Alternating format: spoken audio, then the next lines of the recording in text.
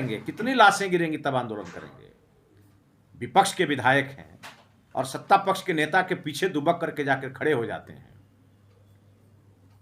ये बंटी बबली का खेल बैकुंठपुर में नहीं चलने वाला है और इस खेल को मैं खत्म करूंगा।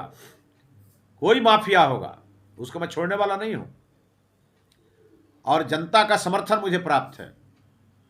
57,000 वोट लेकर के मैं बैकुंठपुर में दूसरे नंबर पर था।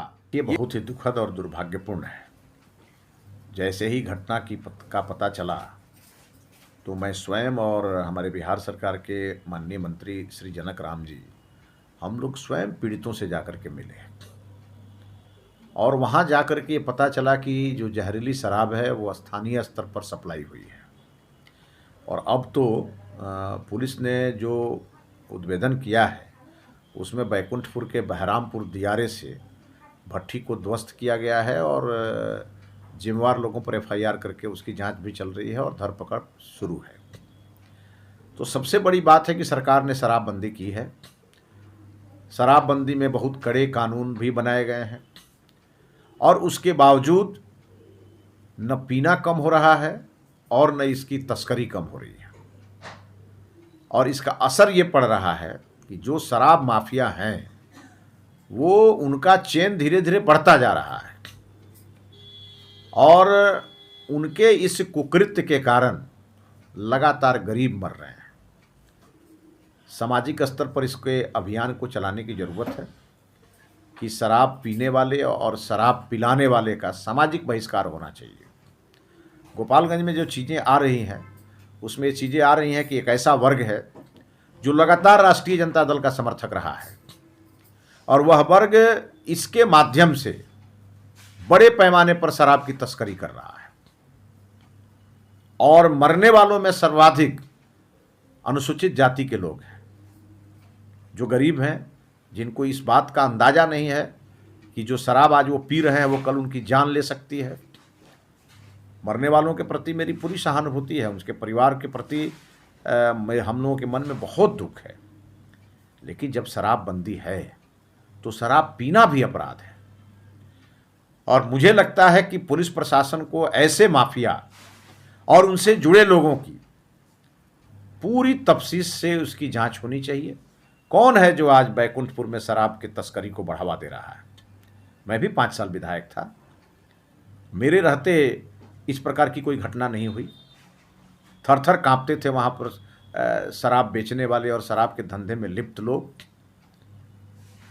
मैंने कभी किसी के को बचाने के लिए कभी किसी प्रशासन के को आज तक फ़ोन नहीं किया होगा और यही कारण है कि मेरे समय में ऐसी कोई घटना नहीं हुई, लेकिन आज हुई है। 1 साल राष्ट्रीय जनता दल के चुनाव जीते हुए जो वहाँ के सम्माननीय विधायक हैं, जो आजकल लगातार मुझ पर हमला करते रहते हैं, कभी कहते हैं कि 1 महीना बाद जेल भिजवा देंगे, कभी कहते हैं कि घुसने नहीं देंगे। हमारे माननीय मंत्री आदरणीय जनक राम जी के बारे में अपशब्दों का इस्तेमाल कर रहे हैं, तो अब तो जवाब उन्हीं को देना पड़ेगा। आखिर वो चुप क्यों हैं? घटना हुई और वो विपक्ष में है तो उसी दिन उनको सड़क पर उतरना चाहिए था। किस डर से नहीं उतर रहे हैं? वो तो बोलेंगे कि आंदोलन करेंगे। कब करेंगे? कितनी लाशें गिरेंगी तब आंदोलन करेंगे। विपक्ष के विधायक हैं और सत्ता पक्ष के नेता के पीछे दुबक करके जाकर खड़े हो जाते हैं। ये बंटी बबली का खेल बैकुंठपुर में नहीं चलने वाला है और इस खेल को मैं खत्म करूंगा। कोई माफिया होगा उसको मैं छोड़ने वाला नहीं हूं और जनता का समर्थन मुझे प्राप्त है। 57,000 वोट लेकर के मैं बैकुंठपुर में। आप बोले कि छठ के बाद सुरक्षा बैठक किया जाएगा इस पर हर जगह पर। देखिए, माननीय मुख्यमंत्री जी ने संज्ञान लिया है इसको और मैंने प्रथम दिन कहा था कि जिस दिन बिहार में एनडीए की 2 सीटें हम लोगों ने जीती उसके ठीक अगले दिन ये घटना हो गई। पूरा बिहार इस उत्साह और उल्लास में था कि अब एनडीए को बिहार में कोई नहीं हरा सकता है और गिनती के पहले राष्ट्रीय जनता दल के लोगों का उत्साह चरम पर था और यह लोग घोषणा कर बैठे थे कि दोनों उपचुनाव जीत के आएंगे और बिहार में सत्ता को पलट देंगे। लेकिन बिहार के लोग होशियार हैं, वो जानते थे कि जैसे तेजस्वी यादव की सरकार बिहार में बनेगी तो जो खेल आज गोपालगंज और चंपारण में चल रहा है वह खेल पूरे बिहार में चलने लगेगा। और इसलिए लोगों ने नीतीश कुमार और एनडीए पर भरोसा किया है। और यही कारण है कि लोगों के मन में जो डर था राष्ट्रीय जनता दल के गुंडों के बारे में, और इसलिए उन लोगों ने आज एनडीए को समर्थन करके और दोनों सीट जिताया, और अगले दिन ये घटना हो गई।